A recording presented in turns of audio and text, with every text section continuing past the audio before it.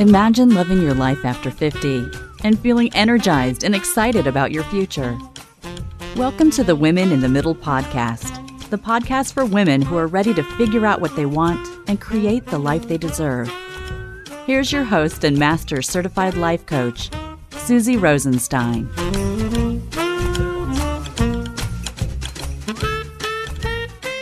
Hey there, welcome back to the podcast, Women in the Middle. I'm your host, Suzy Rosenstein, and I am so glad to be here with you again for this week's episode, which is another interview in my series called Weekly Wow with Women in the Middle. Weekly Wow introduces you to amazing women who have something relevant to share with women in the middle. Today's episode introduces you to Mary Shores, the author of the book Conscious Communications. She's someone who has a lot to share when it comes to empowering yourself and taking your natural skills and talents and applying them. Mary spends her career as an author, a speaker, and an entrepreneur. She generates positive and pragmatic solutions for people who are, quite frankly, freaking out. She blends her personal experience with her extensive knowledge of neuroscience and human behavior to guide businesses and individuals to defeat the freakout and create their ideal life. I am thrilled to welcome Mary Shores to the Women in the Middle podcast. Enjoy the interview.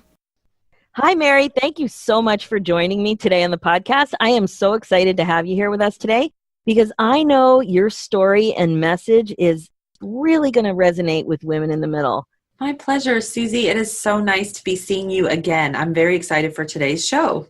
I love meeting people online. It's so much fun. Mary and I met online, and now that I know her, that I'm just even more excited to bring her to the podcast.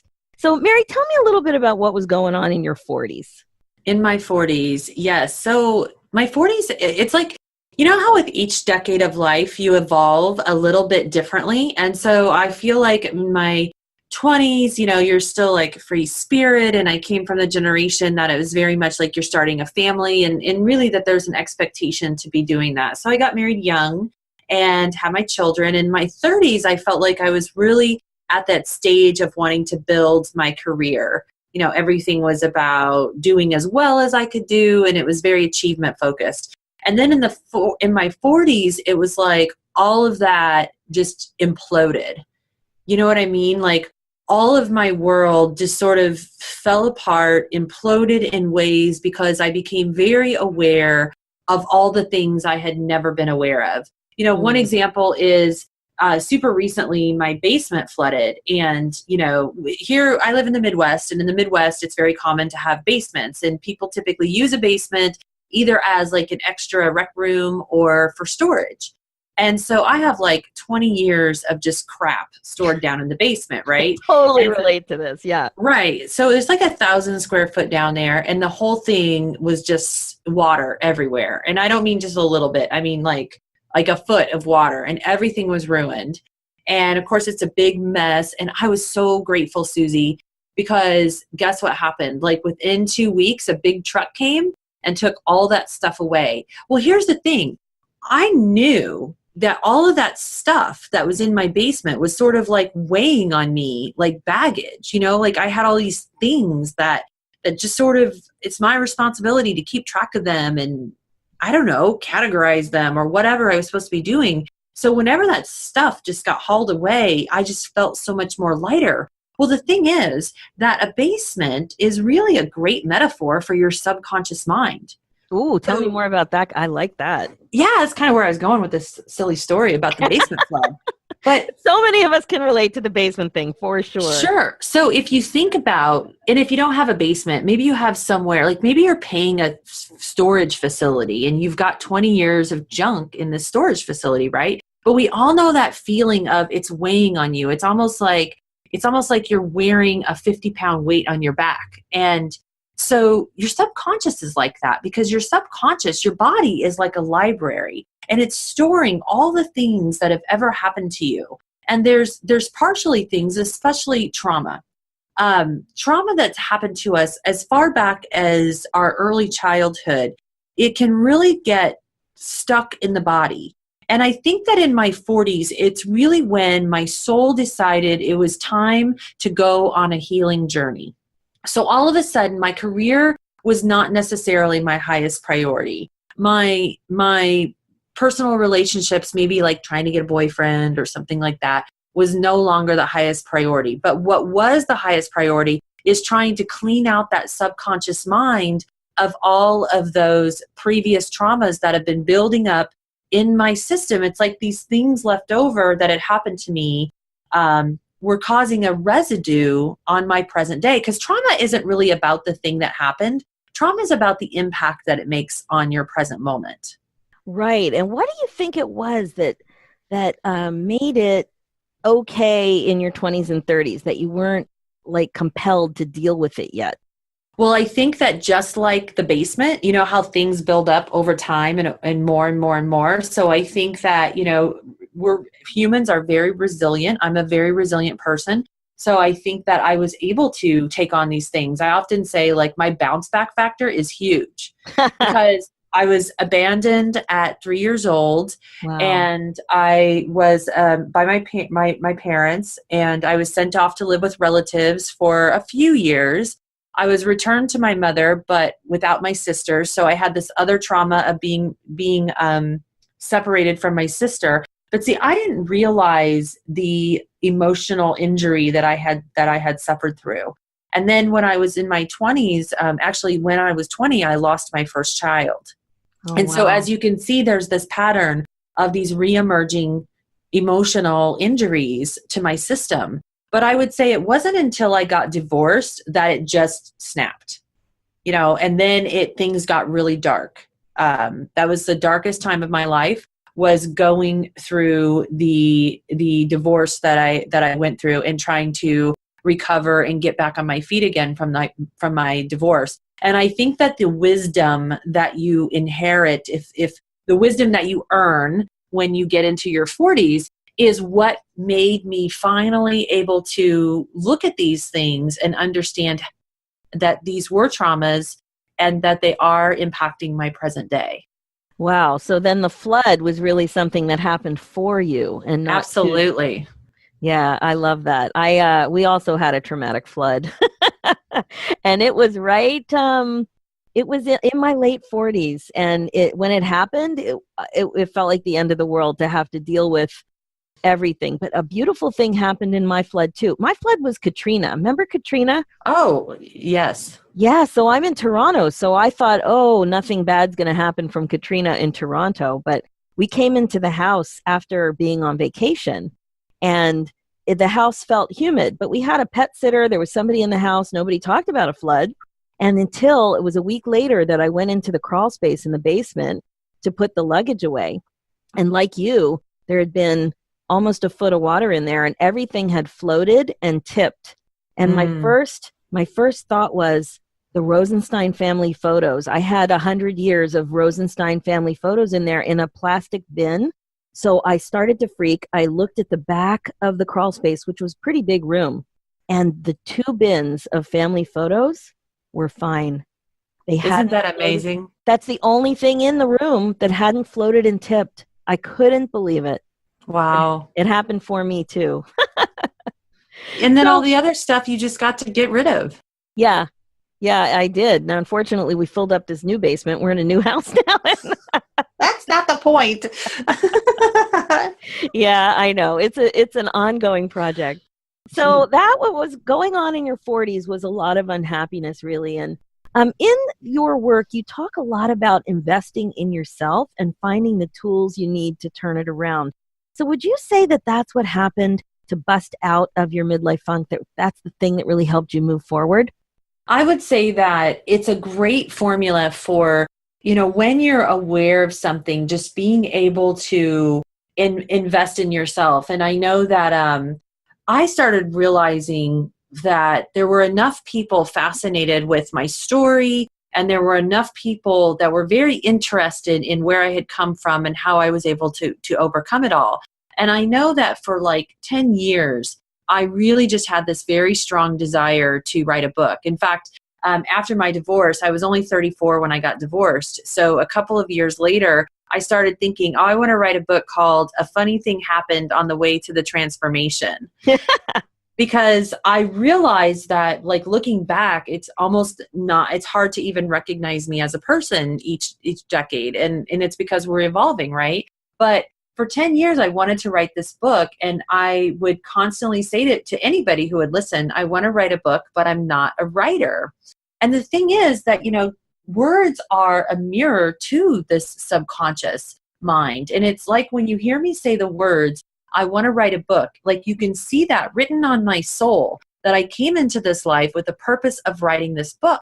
But I have a big problem when the next words out of my mouth are, but I'm not a writer. Because those words are also revealing something to me about my subconscious belief systems. And as long as I am of the belief that I'm not capable of writing a book, then the reality is I'm never going to do it. It doesn't matter how many thousands of times that I say it. So what I needed to do was, number one, I started to learn. I was always following a lot of spiritual teachers.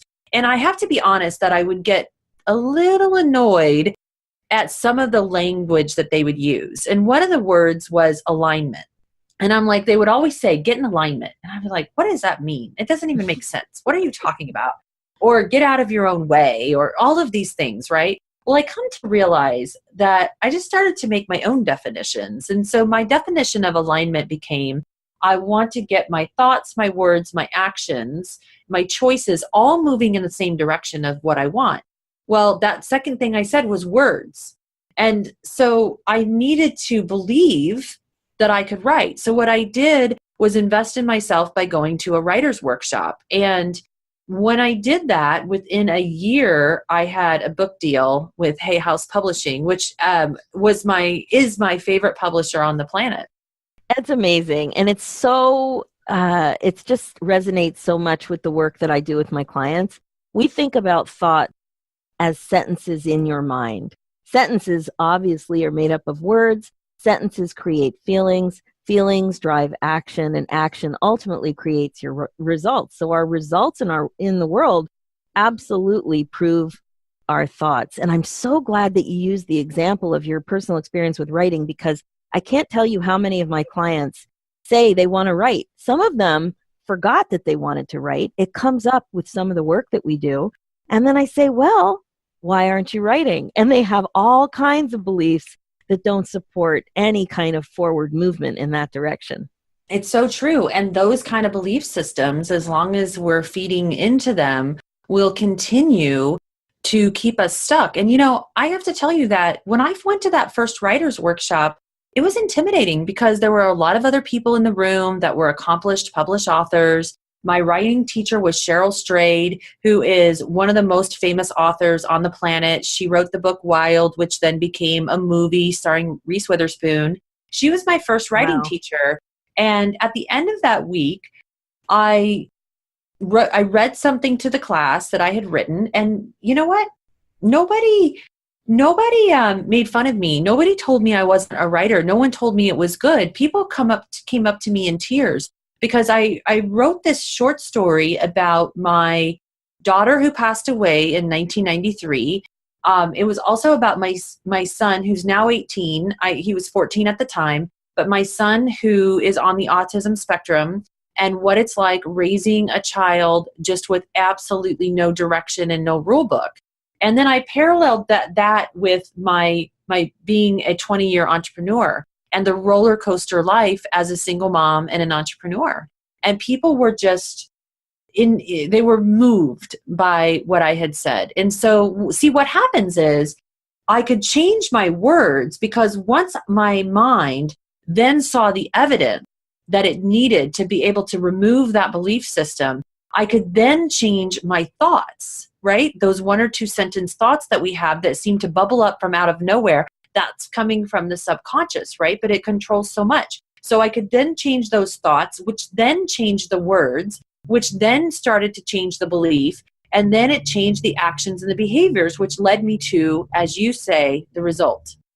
Yeah, and I love also in your work that you talk a lot about the science to back it up. Can you tell us a little bit about that? Oh, sure. So my focus, especially in my 40s, has primarily been my spiritual development.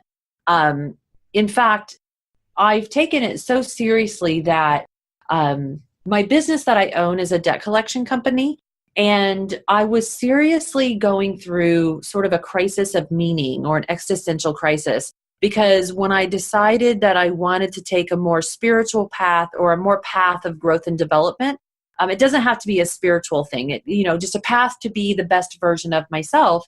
I thought, well, I didn't feel like a career in debt collections was congruent with growing into my highest purpose, right? So I felt very bothered by this. And I thought, what if I'm going to have to, have you ever felt like that? What if I'm going to have to abandon this career that I love because it's no longer in alignment with my personal goals?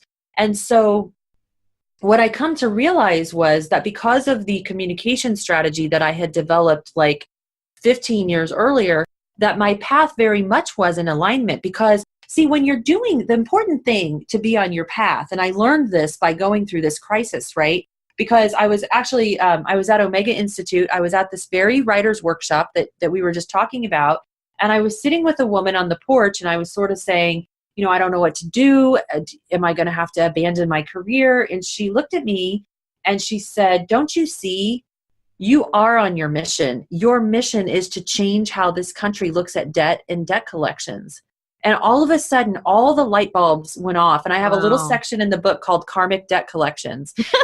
The reason she said that is because the whole mission of my company is to make people feel good about paying their debt, because having a debt it becomes a psychological burden. It becomes, in fact, it's such a burden that if we owe money, it will literally build a wall in between us and living the life of our dreams. And so years ago, I had developed a strategy to help people through their debt by dealing with the shame and unworthiness that people have by having a debt. It's a foundational thing, right?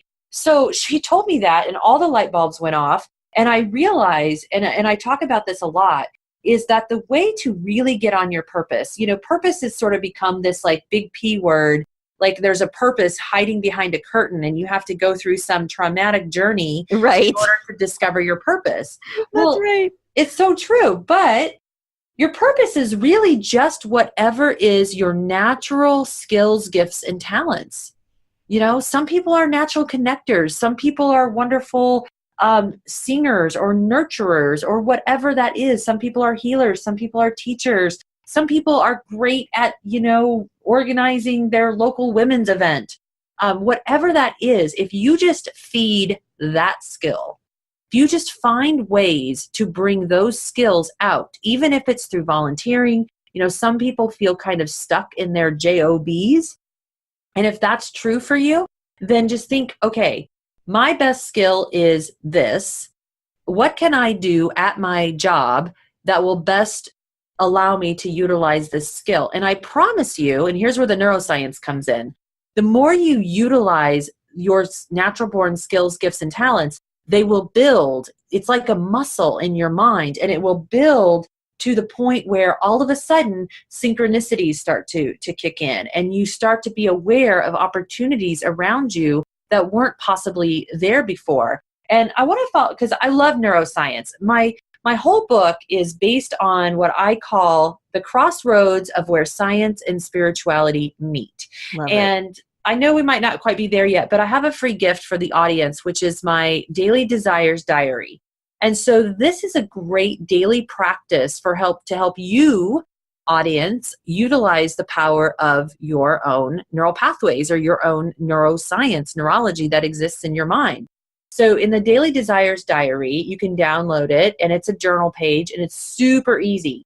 The first part is you're going to say 3 things every day that you're grateful for.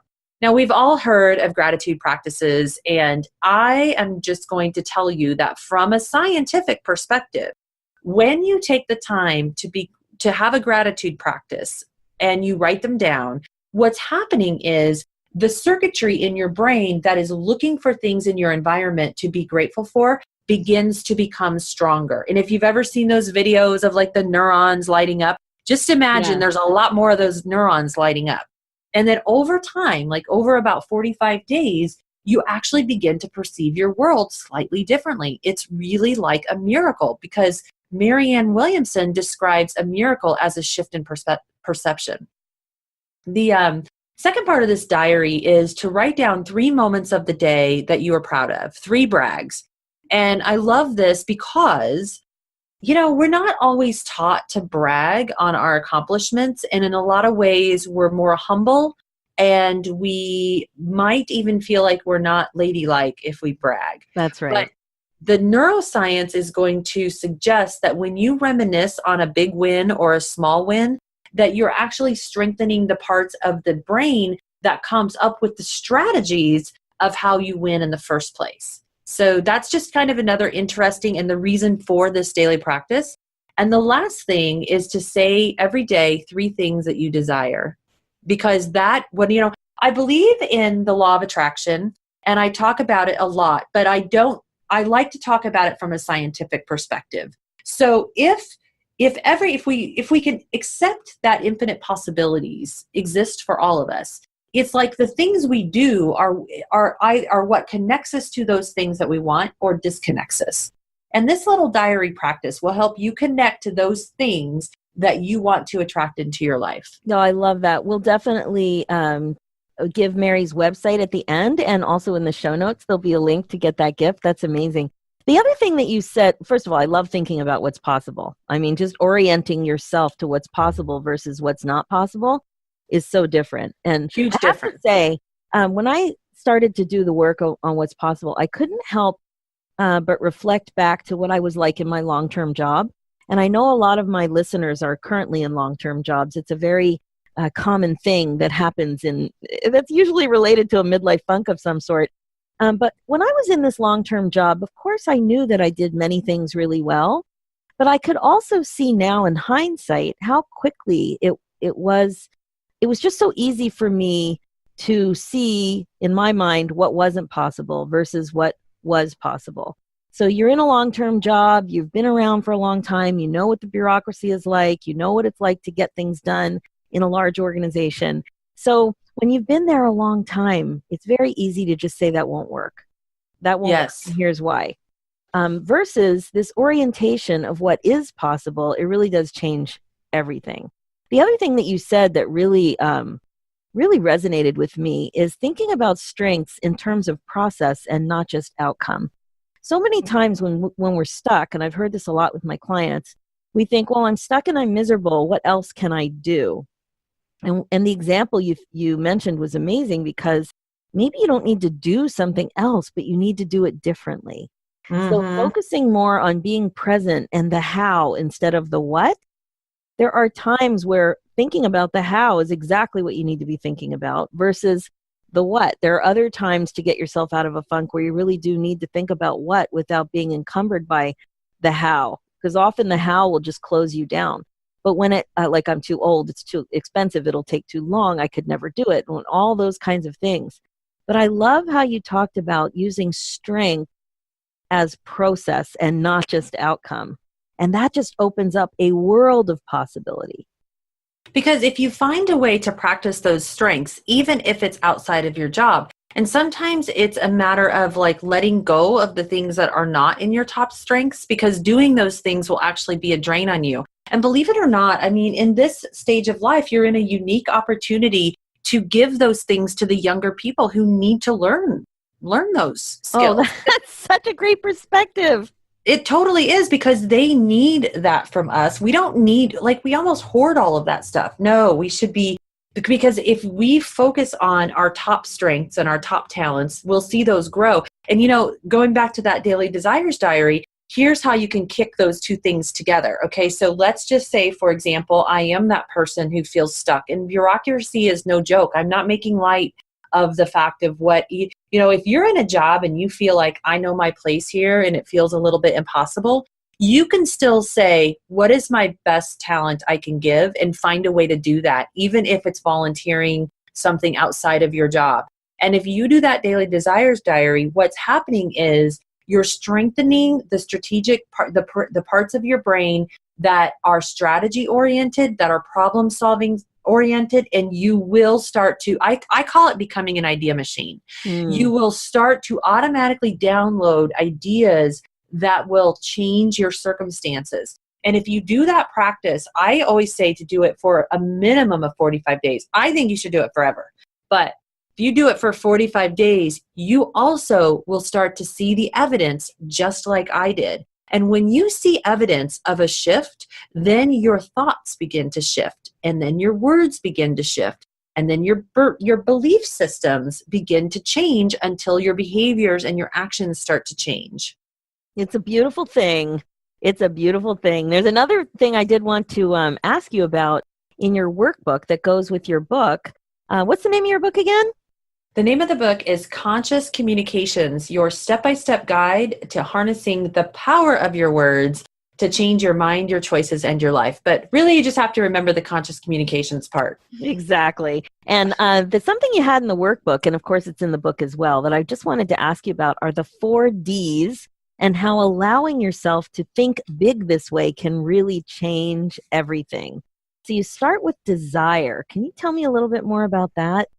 Yeah, so this is actually on page 167 of Conscious Communications, and the chapter, this is one of a lot of people's favorite chapter. The chapter is called Becoming Who You Really Are. And this entire chapter is about like just what we've been talking about. And I call it my Dorothy moment. So I call it this moment of when I really realized that Dorothy had the power all along. And I started to, yeah, isn't that cool? So good. Whereas before, see, I had always seen myself as Scarlett. Because Scarlett, you know, she's so business brilliant and so savvy. But the problem is she's also full of drama all the time. All the time. All the time, right? But I was like, wait a minute. Dorothy, she had the power all along, and she had the unconditional love and support of the Tin Man, the Scarecrow, and the Cowardly Lion. Okay, I digress. I love it. All right. Desire is tapping into figuring out what you really want. Isn't it amazing when we talk to someone who's in midlife and you ask them what they really want and it's all about everybody else? It's so true. Right. I spent decades thinking about other people because the decades just before midlife have been tremendously busy and building. So we've been focusing on career. We've been, establishing families, oftentimes establishing ourselves in a community with home ownership or just like really getting entrenched in the community. Very, very busy time. And we're totally on the back burner.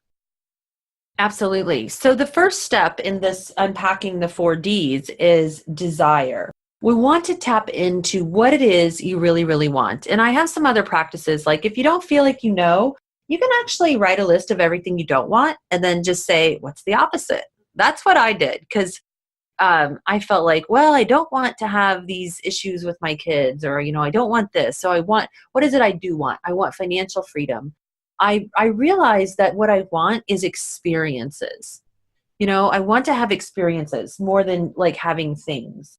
So then you want to move into the second D is design. So designing just understands you can design your life any way that you want. You want to create a blueprint for yourself. And actually, in the book in the last chapter, there's a 1-page action plan. So this would help you create a blueprint of anything you want and to be able to do it in 1 page or less. The D is actually, we call it D with a big D, because you have to decide with intensity that whatever it is that you will never have in your life again. So this is like partly there's a detach that when you make this intense decision, I will never have this in my life again. And you have to have the empowerment to say no to anything that doesn't serve that desire and that design. Oh my God, that's so good. We call it constraint, but any way you slice it, it was something that when I was new to this work, it made me squirm because I was just so not comfortable with constraining that way, with making decisions to edit that would be beneficial to me. And my clients struggle with it too, this idea of constraint and deciding to just draw a line. And if it doesn't feed exactly what you want, you got to think of it as not equal, like it's not as important. Get rid of it. I love it. And what happened when you were finally able to realize the power in doing that? Oh my God, it's so much better to constrain. I mean, you just have more, it's so much easier to focus and you have more time and energy. Yeah, energy, right, because you're not exhausted all the time.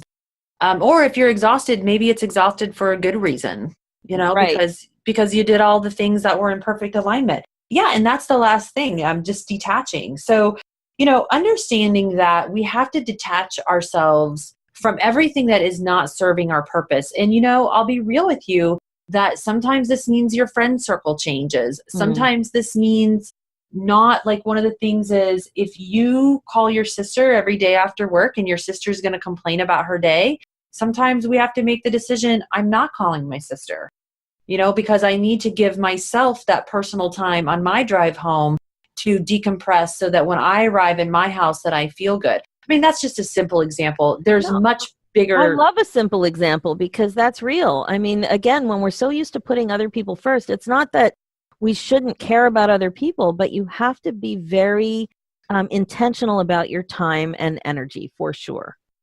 It's so true. And detaching is really about identifying behaviors and choices that you have that are disconnecting you from your dream, and then making that big D decision that you will not do it again. Sometimes it might be something big like smoking. Right. I will never smoke again, period. And then designing a strategy that is going to support you in that decision. Absolutely. It's so making a decision is so freeing, because when we talk about it as like when you decide that you're going to be confused, it's so indulgent. Confusion and overwhelm and worry, they don't get you where you want to go. But it's safer to be there because then you don't need to move forward. So it's really interesting when people are ready to really see the thoughts that are creating overwhelm and confusion, and it does not serve them. So that's right. That's great. I love that that use detachment with decision in a very productive way. I love that. Oh, you're so sweet. Thank you. So what lessons did you learn from your whole experience about investing in yourself finally?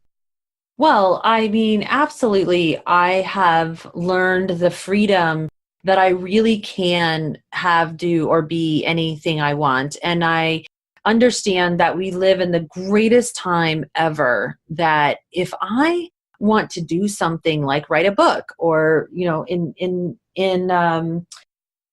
very soon I'm going to Peru to a trip in the Amazon to hang out with the indigenous people. Well, when I was a kid, I wanted to be an anthropologist. And so this is something that I can do. So investing in yourself is always a way that ultimately creates more freedom in your world and gives you the most amount of control. Because I think that we're in a time period where the biggest lesson that we need to learn is that we are absolutely 100% in control of creating the life that we're living. Oh, Mary, that's exactly right. That's exactly right. And it sounds scary at first, but then it's so empowering when you ease yourself into that, just accepting more responsibility. It's just, I can see a lot of my clients are a little uncomfortable with it at first because you have to own things. You have to own what's hard. You have to own what you produce. You have to own what you create. I It's so love true. that. I love it. And what about advice for my women in the middle? What you got? I have been very focused on this as of recently. And I think it's important, so I'm going to share it. I mentioned the law of attraction earlier, and I think it's become popular, and we know what it is, but I feel like we've gone to these extreme beliefs, okay? And I am not about those extreme beliefs, but here's what I will say. Empowerment is the key to manifestation. And what I mean is everything that you create from a place of empowerment is going to show up in your life stronger, faster, better, longer lasting, and here's the most important thing, more impactful. Okay? So let me just step back a second and say, what do I feel like empowerment is? Because it's a buzzword. Again, It's one of these words I'm not really sure what the definition is. To me, empowerment is when I feel like I know something inside, outside, backwards, and forwards, and I know the outcome that I'm looking for. I know that desire. I'm no longer confused. I have that absolute clarity about what I want, and I know inside, outside, backwards, and forwards the direction I need to go to get there. Okay? Now, when I feel that way, that is the time to be doing your creating. That is the time to be doing your manifesting. But here's the problem, Suzy, that breaks my heart. We've kind of taken this so far that we have this crazy positive psychology movement where if we're not thinking happy thoughts all the time, we're just doomed. And that's not the point here, okay? So let me take a moment to talk about disempowerment. No, I'm glad you mentioned that. That's great to talk about. Thank you. So disempowerment does not have to be a bad thing, okay? Disempowerment, we don't have to call it disempowerment. It could be like, if I were to ask you, and someone asked me this a couple weeks ago, they said, Mary, how well do you feel on a scale of 1 to 20? And my answer was a 7. And I was a little afraid, right? Because that's a 7. It's not good. I didn't say 1 to 10. I said 1 to 20. And I realized in that moment, disempowerment is a state of being where it now becomes important to take care of yourself. All it means is it's time to close your circle in and take space. Self-care can just be as simple as I'm taking space for myself. And then what happens if you do that, and especially the closing your circle in part, that 7 turns into an 8 and a 9 and a 10. And the point is, when you're at a 7 or a 6 or a 5 or a 4, just don't create anything. Because everything you create from a place of disempowerment is going to be weak. It's going to be stressful. It's going to be chaotic and uncertain. So just wait. Just take space for yourself and wait until you get back to that 12, 13, 14. And then that's when you take action. That's when you manifest. That's when you do creating. That is such a cool perspective. That's really interesting. And you're right. I also don't believe that we're meant to be happy all the time. But what's so important is not to fear negative emotion. To just, Yes. As you're doing this work, you become a watcher of your thoughts, and you know that you don't need to fear it. You know that it will pass like a wave. Sometimes it feels like that. But you don't need to be fearful, but it is part of the human experience, right? We all know what it's like to feel sad or fearful. If we were wired for nothing but positivity, we would not survive. I mean, it is a survival mechanism. We have these emotions for a reason, but there's something in popular culture that is it's almost like emotional bullying, where if somebody has a negative thought, we then tell them that it's their fault and whatever they're creating in their life is because of their negative thoughts. This is such BS. I'm sorry to call it out that way, but it's true. There's nothing wrong with positive thinking. Positive thinking is very powerful, and it does lead to an empowered state of being. The thing is, we need to have a way of processing our emotions when the shit hits the fan. Because I'm sorry, but it's going to hit the fan. Oh, for sure. The basement, you're going to come home from vacation and the basement's flooded. And you have to do things. And it's okay to feel sad about this. I actually wrote a process once called 5 Steps to Break Through Your Breakdown. And it's all neuroscience based. So it's all based on these steps that are proven to create dopamine and serotonin, these being the happiness hormones. So that as we do these 5 steps, we actually lead our brain into a position to solve the problem, but at the same time to help us feel better about our situation, which is so important. Oh, that's so great. Do you have that in a blog, or can I direct the listeners to that? Oh my gosh, Suzy, thank you so much for asking. Yeah, you know what? It is a blog, and I will just give you a link, and you can put it up with the show notes, because it's the 5 steps are in the book as well. I think it's in chapter 6. The 5 steps are in the book, but I wrote it out as a blog as well. So love it. Either. Blogs are very accessible. It's such a good way to put out some good stuff. Mary, thank you so much. This has been so much fun. How can people get your book? Well, if you resonated with my story today and you want to know more, my big ask is if you please go on Amazon or anywhere you can buy books, check out Conscious Communications. And if you read the description and a handful of reviews, I promise you will know right away whether it is the book for you or not. So that's available on Amazon, and as last I knew, it was Barnes & Noble and just anywhere else you could get a book at. And of course, you can find me.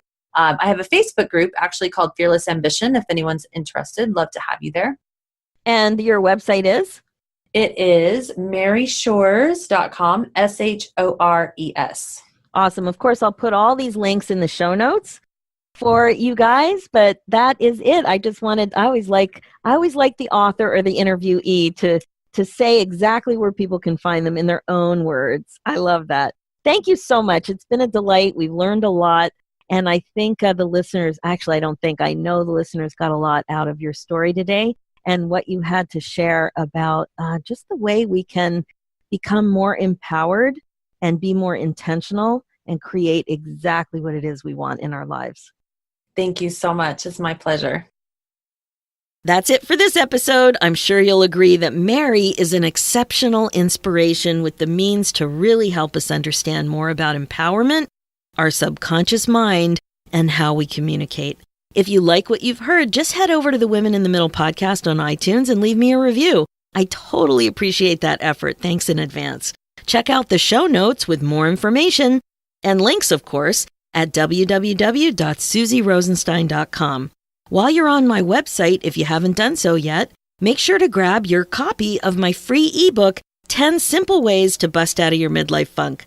Just go to www.suzyrosenstein.com/midlife funk. This will totally help you get going, I promise. Let's do this, ladies. One conscious communication at a time. Thanks so much for listening.